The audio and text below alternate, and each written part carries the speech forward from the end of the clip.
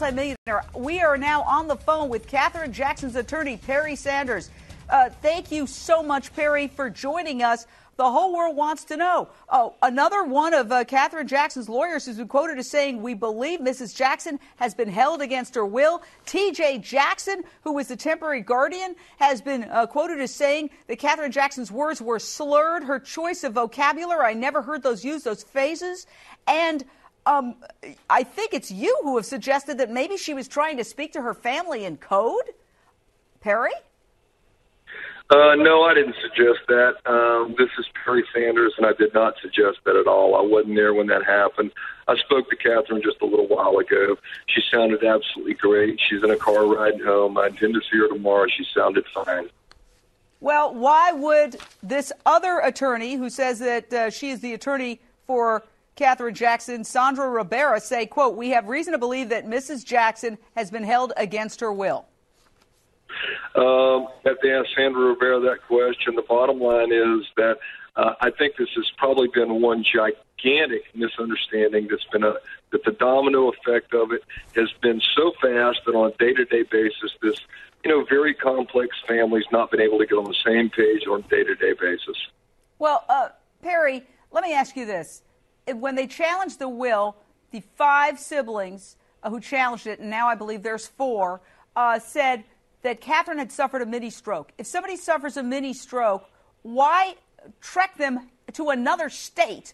Why not? She has a beautiful, ginormous mansion right in L.A. where she could get all the medical care she needs. Our panel is saying that doesn't pass the smell test.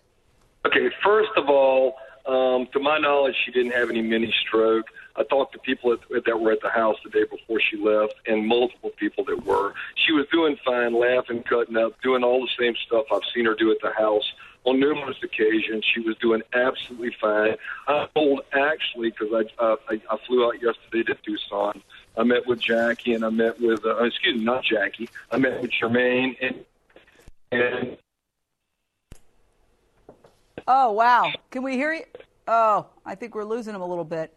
All right. Well, look, here's what I wanted to ask, and we lost him.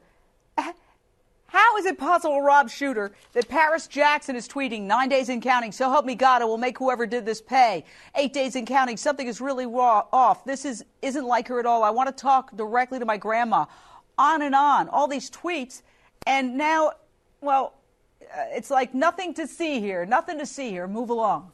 Right, well, I think this is what the biggest problem the Jacksons have at the moment, is that attorneys are going to want to brush this under the rug. They're very embarrassed that we've all been able to see this. And really, our eyes into this world have been Paris Jackson and Twitter. She's 14 years old. Kids tweet. She's a kid like everybody else. She's very different in many other ways. But now that she's put those tweets out, nobody can believe that Katherine Jackson, who loves these children, everybody will agree on that, would leave these kids without telling them where she was going for over 9 days. I just don't know how they managed to explain that away, Jane.